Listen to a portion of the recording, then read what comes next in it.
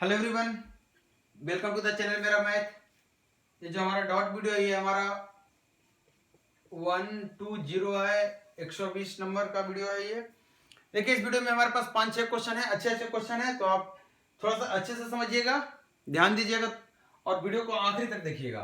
देखिए जो पहला क्वेश्चन आपके पास आ रहा है, ये क्या करा पढ़िए। करा एक तल लंब वृत्तीय शंकु को समान आयतन वाले दो भागों में विभाजित किया जाता है। यदि तल आधार के समानांतर हो तो शंकु की ऊंचाई को किस अनुपात में विभाजित किया जाएगा। पहले तो इस तरह के क्वेश्चन में आपको ये पता होना चाहिए कि सबसे पहले अगर ऑप्शन आप ऐसे ही हिट मारना चाहेंगे तो आपका जो ऑप्शन होगा करेक्ट वो क्या हो सकता है, बी और डी। ए और सी होने का चांस एकदम नहीं है या फिर कहीं कम है। देखिए क्वेश्चन क्या कर रहा है। क्वेश्चन कर रहा है कि एक शंकु है, शंकु बना लेते हैं। शंकु किसको बोलते हैं, कोन को बोलते हैं। तो बोल रहा है इस कोन में क्या बात कर रहा है ये कि बीच से एक लाइन गया है, एक प्लेन गया है जो इसको दो बराबर भागों में बांटा है। बराबर भाग मतलब वॉल्यूम, जो आयतन है दोनों का ये बराबर है। तो आप मुझे बताइए कि अगर इसका हाइट को मैं स्मॉल एच बोल दूं और इस पूरे के हाइट को अगर बड़ा एच बोल दूं, इसके रेडियस को स्मॉल आर बोल दूं और इस पूरे के रेडियस को बड़ा आर बोल दूं, तो आपका वॉल्यूम इसका कितना हो जाएगा। तो आप कहेंगे sir 1/3 pi r square h. ऊपर वाले का वॉल्यूम यही होगा और नीचे वाले का वॉल्यूम कितना हो जाएगा। तो आप कहेंगे सर टोटल में से इसको माइनस कर दें, कर सकते हैं ना। या फिर आप ऐसा भी कर सकते हैं कि सर इसका वॉल्यूम दोनों का तो बराबर है, तो इसको अगर 2 से हम गुना कर देंगे तो ये पूरे के वॉल्यूम के बराबर हो जाएगा। मतलब 1/3 पाई आर स्क्वायर एच। यहां से इतना कट गया, मतलब 2 आर स्क्वायर एच की वैल्यू आ गई आर स्क्वायर एच। अब सवाल आ रहा है कि आपको आर स्क्वायर, यहाँ एच बड़ा है ये, अब आप सवाल है कि आर स्क्वायर एच को कैसे हटाना है, क्योंकि 4 वेरिएबल है। तो आप मुझे बताइए कि ये जो शंकु है, ये एंगल और ये एंगल क्या होगा, बराबर होगा, होगा कि नहीं। मतलब ये जो छोटा वाला ट्रायंगल और बड़ा वाला ट्रायंगल है दोनों क्या हो जाएगा, सिमिलर हो जाएगा। तो आप क्या लिख देंगे इसको, आर बराबर एच बटा आर। अब यहां से कोई एक वेरिएबल जैसे आर मैं ले ले रहा हूं यहां से, तो आर की वैल्यू कितनी हो जाएगी आपका, आर एच बटा एच, और ये स्क्वायर में है तो ये स्क्वायर में, और यहां कितना आ जाएगा 2 आर स्क्वायर एच। आपसे सवाल पूछ रहा था दोनों के हाइट का रेशियो, मतलब स्मॉल एच बटा कैपिटल एच की बात कर रहा था। यही बोल रहा था छोटा वाला जो एच है और जो बड़ा वाला एच है इसका रेशियो आपसे पूछ रहा था। तो देखिए आर स्क्वायर से r square cancel out, h इधर आ गया तो आपका कितना हो गया एच क्यू। इसको इधर कर लीजिए तो आपका एच क्यू बटा स्मॉल एच क्यू आ गया, मतलब क्यूब रूट ऑफ 2 का वैल्यू हो गया एच बटा एच। अब देखिए बड़ा एच इतना है और छोटा एच कितना है 1, रेशियो ले रहे हैं तो इतना ही है। मतलब आपका जो बड़ा इसका जो हाइट होगा और इसका हाइट होगा, तो इसका हाइट कितना हो जाएगा आपका स्मॉल एच 1, और इसका हाइट कितना हो जाएगा आपका बड़ा एच माइनस छोटा एच। बड़ा एच कितना है क्यूब रूट ऑफ 2 माइनस 1, तो रेशियो कितना आ गया दिस इज टू 1। क्लियर। देखिए सेकेंड क्वेश्चन क्या कह रहा है आपका,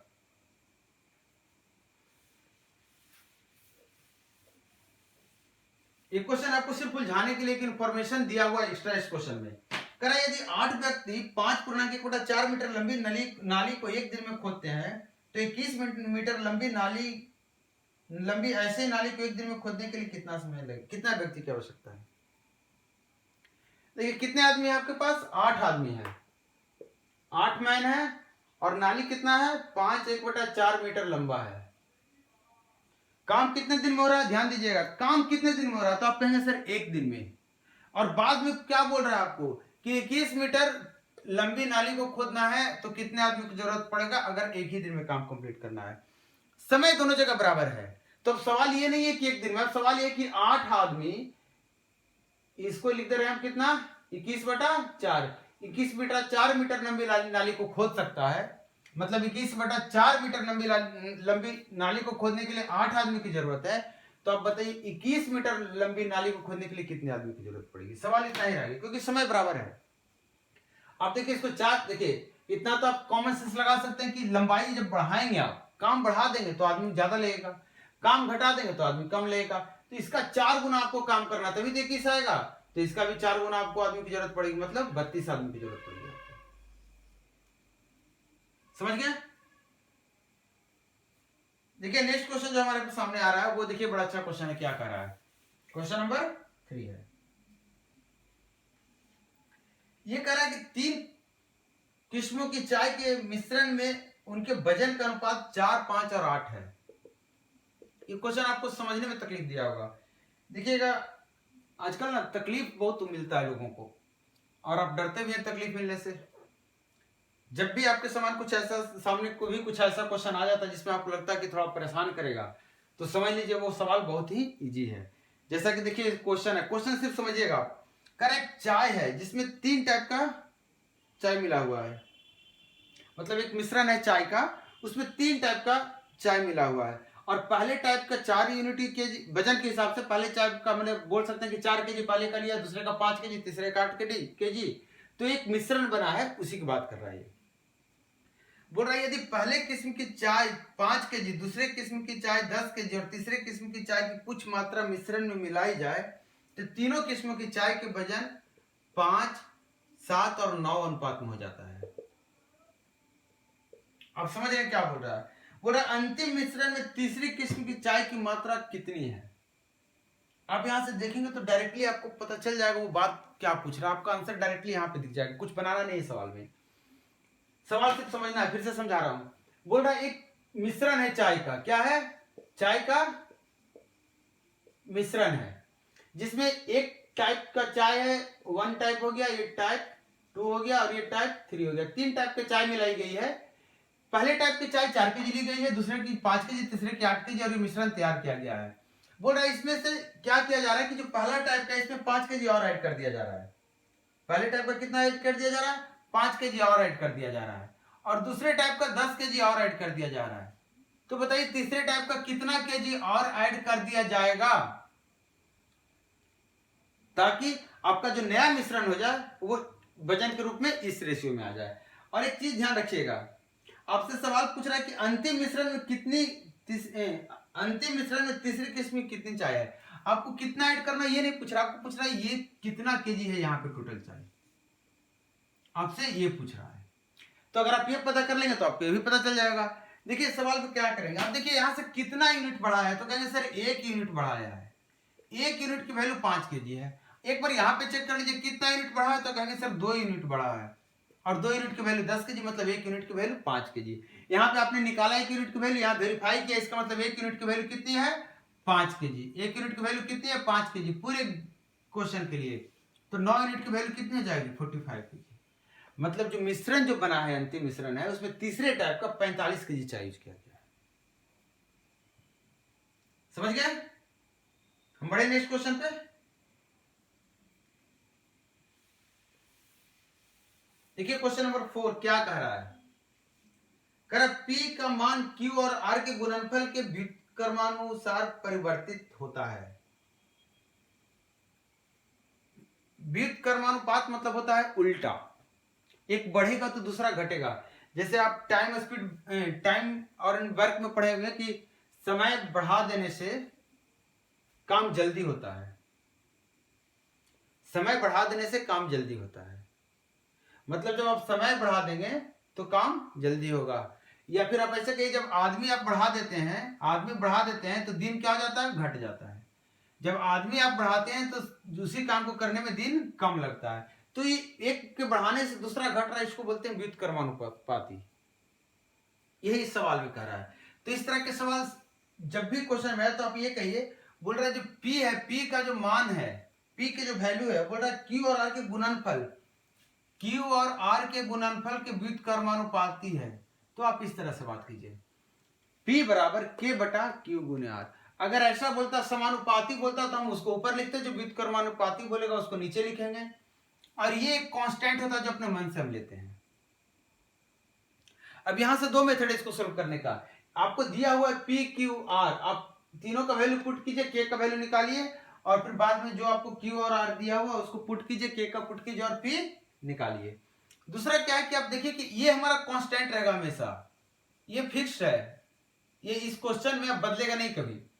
तो आप ऐसा कर सकते हैं कि सर पी क्यू आर हमेशा कांस्टेंट रहेगा, इसको इधर करके गुना कर दिया, इसका वैल्यू क्या हो गया, इसका मतलब P1 Q1 R1 बराबर P2 Q2 R2 भी आप कर सकते हैं।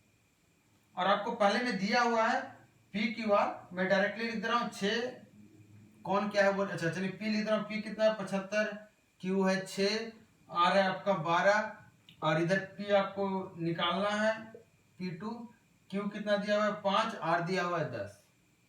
आप सोल्व कीजिए।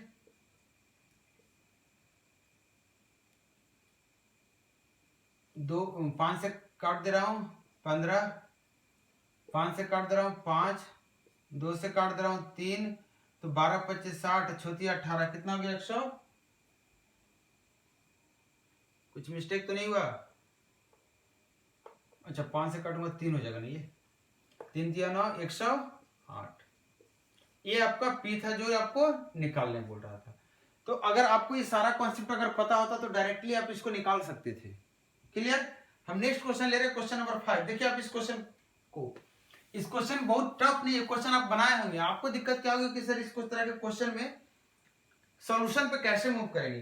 देखिए क्वेश्चन आपका स्क्रीन पे क्या दिया हुआ, आपको कह रहा है 57 डिग्री tan का प्लस कॉट का 37 डिग्री बटा tan का 33 डिग्री प्लस कॉट का 53 डिग्री।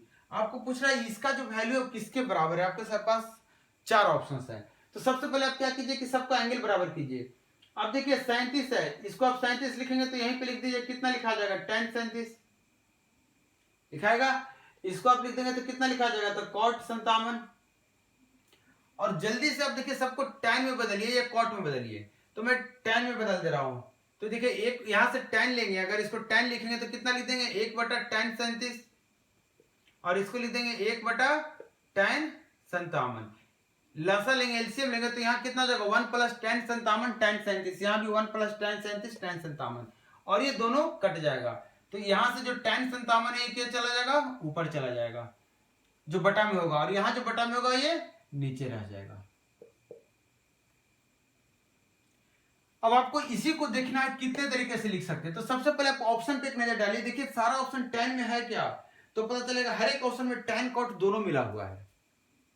इसका मतलब इसको हम tan छोड़ दें तो पहला ऑप्शन क्या लिख सकते हैं tan 57, और इसको आप जब बदलेंगे तो क्या हो जाएगा, जल्दी बताइए। नीचे में लिखेंगे तो क्या आ जाएगा, ये cot 57 हो, कितना cot 53 हो जाएगा, और ऊपर चला जाएगा तो tan 53 हो जाएगा। मतलब हमारा tan 57 tan 53 ऑप्शन नहीं है, तो हम ये नहीं करेंगे। आप देखिए tan 57 के साथ कौन कौन सा ऑप्शन है आपके पास, tan 57 के साथ cot 57 है, तो आप बताइए cot 57 है, इसको आप क्या लिखेंगे cot 57, ये कभी संभव नहीं है, मतलब ऑप्शन सी आपका गलत है। tan 57 के साथ डी ऑप्शन देखिए, तो cot 37 इसको लिख सकते हैं आप यहाँ पे, tan 57 tan को ऊपर कर देंगे तो कितना आ जाएगा cot 37, और cot 37 आप इसको डायरेक्टली लिख सकते हैं। यहां से जब आप लगाएंगे इसको 37 को कुछ बदलेंगे तो आपका कुछ नहीं आएगा, मतलब यही ऑप्शन आपका दिया हुआ है जो ऑप्शन डी है, डायरेक्टली आपका देखिए ऑप्शन निकल रहा है। नेक्स्ट क्वेश्चन पे एक क्वेश्चन हमारे पास और है, देखिएगा क्या क्वेश्चन है, कंपाउंड इंटरेस्ट का क्वेश्चन है। क्वेश्चन नंबर 6 है ये, कह रहा है कि कोई धन 20% वार्षिक चक्रवृद्धि ब्याज की दर से कम कितने पूर्ण वर्षों में 2 गुना से अधिक हो जाएगा।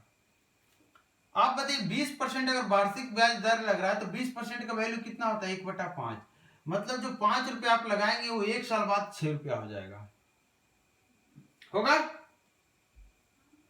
अब आपसे मैं बोलूंगा कि 2 साल बाद कितना हो जाएगा, तो आप कहेंगे सर इसका स्क्वायर कर देंगे, मतलब 25 से 36।